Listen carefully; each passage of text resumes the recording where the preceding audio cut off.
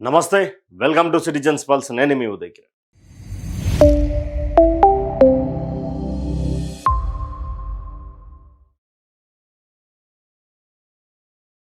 రానున్న రాజ్యసభ ఎన్నికలలో కాంగ్రెస్ పార్టీతో పాటు తెలంగాణ రాష్ట్రంలో ప్రతిపక్షంగా ఉన్నటువంటి బీఆర్ఎస్ కూడా పోటీ చేయాలనుకుంటుందా?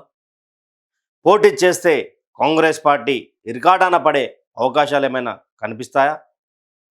కాంగ్రెస్ పార్టీకి మూడు చెరువుల నీళ్లు కేసీఆర్ తాపించే ప్రయత్నం చేస్తారా అనే ఎన్నో ప్రశ్నలు ఎన్నో సందర్భాలలో ఉత్పన్నమవుతా ఉన్నటువంటి ఆల్రెడీ రాజ్యసభ కోసం 2 సీట్లు ఖాళీ అయినటువంటి పరిస్థితి తెలిసిందే.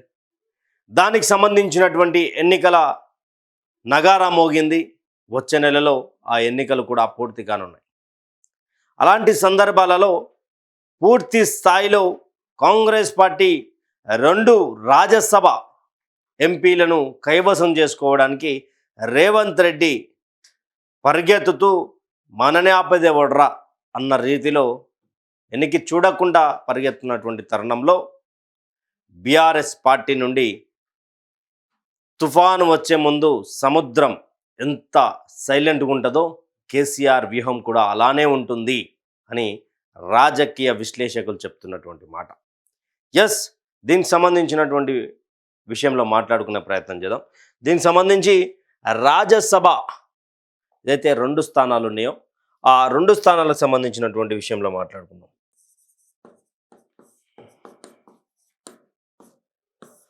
ఇక్కడ కాంగ్రెస్ నుండి ప్రధాన బలం దానికి సంబంధించి కాంగ్రెసే తెలంగాణ రాష్ట్రంలోకి వస్తే 2 అభ్యర్థులను నిలబెడదాం అనుకుంటుంది. సీనియర్ లాయర్ అభిషేక్ మను సింఘ్వి గారు,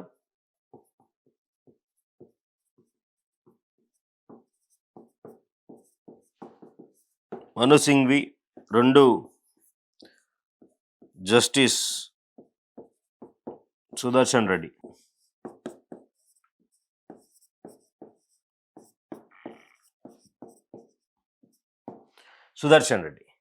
ఈ ఇద్దరిని కూడా కాంగ్రెస్ పార్టీ రాజ్యసభ ఎంపీలుగా పంపించే ప్రయత్నం చేస్తుంది. ఆల్రెడీ నేమ్స్ ఖరారైపోయినట్టు కూడా వివిధ రకాలుగా సమాచారం అందుతున్నటువంటి. అయితే దీంట్లోనే ఒక చిక్కు ముడిపడ్డది. దీంట్లోనే కాంగ్రెస్ పార్టీ ఏమంటుందని బోర్ల బొక్కల పడే అవకాశాలు కనిపిస్తున్నాయంటూ కూడా రాజకీయ విశ్లేషకులు క్లుప్తంగా కేసీఆర్తో అత్యంత సంబంధికులు స్నేహితులుగా ఉన్నటువంటి వాళ్ళు చెప్తున్నటువంటి విషయం. ఎందుకు అంటే రాజ్యసభ రూల్స్ ప్రకారం ఒక ఎంపీ రాజ్యసభ ఎంపీ గెలవాలి అంటే 41 ఓట్లు పడాలి. ఎవరికి 41 ఓట్లు పడాలి. ఒక ఎంపీకి సంబంధించి 41 ఓట్లు పడితే ఒక రాజ్యసభ ఎంపీ ఎన్నికవుతారు. అయితే ఇది రాజ్యసభకు సంబంధించినటువంటి రూల్స్. రాజ్యసభ రూల్స్ ప్రకారం 41 ఓట్లు పడాలి. కానీ ఇక్కడ కాంగ్రెస్ పార్టీకి ఎన్ని ఓట్లు ఉన్నాయి? 2023 డిసెంబర్ 3న వచ్చినటువంటి ఫలితాలలో కాంగ్రెస్ పార్టీకి 64 ప్లస్ సిపిఐ పార్టీ సంబంధించినటువంటి 1 ఓటు, టోటల్ 65 ఓట్లు. అక్కడ 2 స్థానాలను గెలవాలి అంటే 82 ఓట్లు అవసరం ఉన్నటువంటి తరుణంలో సరే ఈ 65 ప్లస్ 7 వేసుకుందాం. ఎవరిది? ఎంఐఎం పార్టీకి సంబంధించినటువంటి, ఎలాగూ వీళ్ళు సపోర్ట్ చేస్తారు కాబట్టి టోటల్ వచ్చేసి 73 ఓట్లు అయింది. అయినా కూడా కాంగ్రెస్ పార్టీ 2 స్థానాలను గెలుచుకుంటుందా అంటే 0. 1 స్థానాన్ని గెలుచుకునే అవకాశం ఉంది. బట్ ఇక్కడ కేసీఆర్ వ్యూహం ఏం పనిచేసింది? కేసీఆర్ తుఫాను వచ్చే ముందు సముద్రం సైలెంట్గా ఉన్నది, ఇంత పెద్ద భారీ డైలాగులు ఎందుకు వేసిన ఉదయ్ భయ్ అని అంటే ఈడొచ్చింది పెద్ద తెరకాసు. ఆ తెరకాసు ఏంటంటే ఇక్కడ 2 స్థానాలకు ప్లస్ 10 మంది BRS to Congress. BRS to Congress మంది ఎంత అవుతుంది? 83 మంది బలం కాంగ్రెస్కి అవుతుంది. కానీ ఈ యొక్క రాజ్యసభకు సంబంధించినటువంటి ఎంపీ ఎలక్షన్ ఎలా ఉంటుందంటే రహస్యంగా మనము నార్మల్ ఎన్నికల్లాగా ఓట్లు వేసే పద్ధతి ఉండదు. బహిరంగంగా అక్కడున్నటువంటి పార్టీ విప్, పార్టీ ఏజెంట్కి మనం వేసినటువంటి ఓటు చూపించాలి. ఇగో పలానా నేను బీఆర్ఎస్ పార్టీ ఎమ్మెల్యేని, నేను బీఆర్ఎస్ పార్టీకి సంబంధించినటువంటి అభ్యర్థి మీద నేను ఓటు వేస్తున్నాను అని చెప్పి చూపించే ప్రయత్నం చేయాలి. చూపించని ప్రయత్నంలో చేయని ఎడల వాళ్ళ మీద అనర్హత వేటు పడే అవకాశం ఉంటుంది.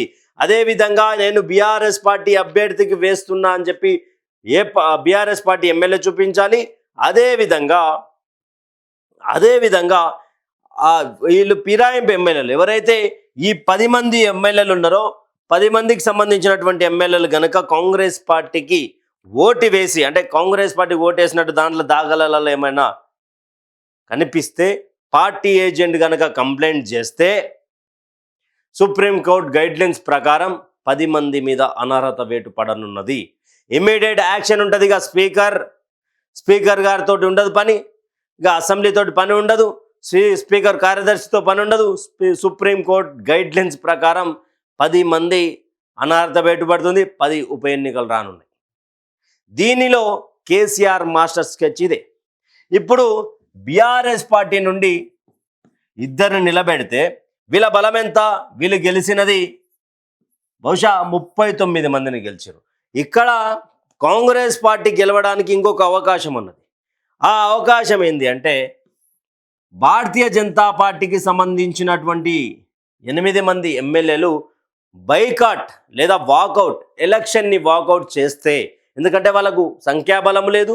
ఆ 7 అంటే వాళ్ళు గెలిచింది 8, దాంట్లో రాజా సింగ్ ఇప్పుడు పార్టీని సస్పెండ్ కాబట్టి 1, వీళ్ళ బలం 7, ఈయనది 1, అయినా కానీ 8. ఈ 8 మంది వాకౌట్ చేస్తే పూర్తి స్థాయిలో రాజ్యసభ రూల్స్ ప్రకారం ఒక్క అభ్యర్థి గెలవడానికి 38 సీట్లు కావాలి.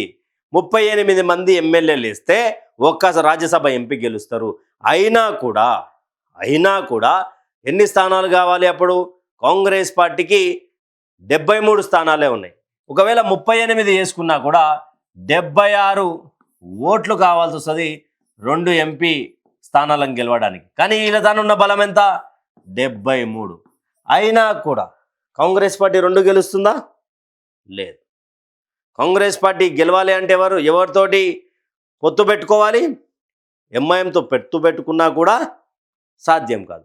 ఇక్కడ 10 మంది ఫిరాయింపు ఎమ్మెల్యేలు కనుక సపోర్ట్ చేసిన దాఖలాలు కనిపిస్తే 10 మంది అసెంబ్లీ నుంచి అవుట్. ఇదే కేసీఆర్ మాస్టర్ ప్లాన్.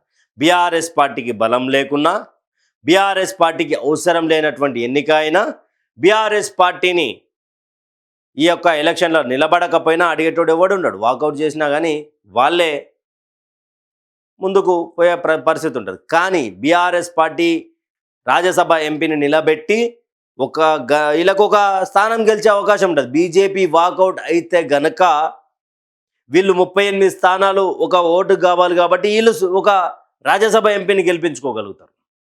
కానీ ఈడున్నటువంటి సమస్య ఏంది? ఇద్దరు నిలబెట్టి రేవంత్ను పరిగెత్తించే ప్రయత్నం చేస్తారు. ఇక్కడ ఉన్నటువంటి ఎమ్మెల్యేలు కాంగ్రెస్ పార్టీ కొట్టేస్తే అనర్హత వేటు అసెంబ్లీ నుంచి అవుట్, లేదా బీఆర్ఎస్ కొట్టేస్తే ఇక్కడ ఒక రాజ్యసభ ఎంపీ గెలుస్తాడు. రేవంత్ రెడ్డి చేతిలో వీళ్ళందరూ ఇరుకుతారు. ఈ యొక్క పరిస్థితులను బట్టి కేసీఆర్ అపర చాణక్యుడు అనడానికి ఇదొక నిదర్శనం. కేసీఆర్కి బాగా సన్నిహితుడైనటువంటి ఒక వ్యక్తి, పెద్దలు, ఆ మనిషితో నేను ఒకరోజు ట్రావెల్ చేస్తూ ఉన్నప్పుడు ఒక మాట చెప్పాడు. కేసీఆర్ మౌనాన్ని ఆయుధంలా వాడుకోవాలి తప్ప అలసతత్వం తీసుకొని కేసీఆర్పై విమర్శలు గుప్పిస్తే మాత్రం, కేసీఆర్ గనక 1 సెకండ్ సైలెంట్గా ఉంటేనే 2 రోజుల ముందు భవిష్యత్తును ఆలోచిస్తాడు అని చెప్పినటువంటి ఆ రోజు మాటలు ఈరోజు ఈ వార్త చేస్తుంటే గుర్తుకొస్తున్నాయి. కేసీఆర్ మౌనం వెనుక ఎంతోమంది ఆ వ్యూహ రచనలు చేయలేక బోర్లబడ్డటువంటి వాళ్ళు ఎంతోమంది ఉన్నారు. 2001 నుండి మొదలుపెట్టినటువంటి ఉద్యమంలో నీ వెనుక ఎవడుంటాడ్రా అన్నటువంటి రోజుల నుండి తెలంగాణ రాష్ట్ర తొలి ముఖ్యమంత్రిగా కేసీఆర్ ప్రమాణ స్వీకారం చేసేంత వరకు ఇదే వ్యూహ రచన. ఆ వ్యూహ రచనలో ఇప్పుడు ఈ 10 మంది ఫిరాయింపు ఎమ్మెల్యేలు ఇరుకున పడే అవకాశాలు ఉంటాయి. నిజానికి ఈ యొక్క వీడియో మీద బీఆర్ఎస్ పార్టీ రాజ్యసభ ఎంపీలు గెలిస్తే కనుక, ఎంపీలుగా పోటీ చేస్తే కనుక ఎలా ఉండబోతుంది? రచ్చ లేపుతాయా, లేకపోతే ఈ ఫిరాయింపు ఎమ్మెల్యేల అనర్హత వేటు పడే అవకాశం ఉంటుందా? మీ కామెంట్ని కామెంట్ సెక్షన్లో comment. Thank you for watching. Stay tune with citizens pulse.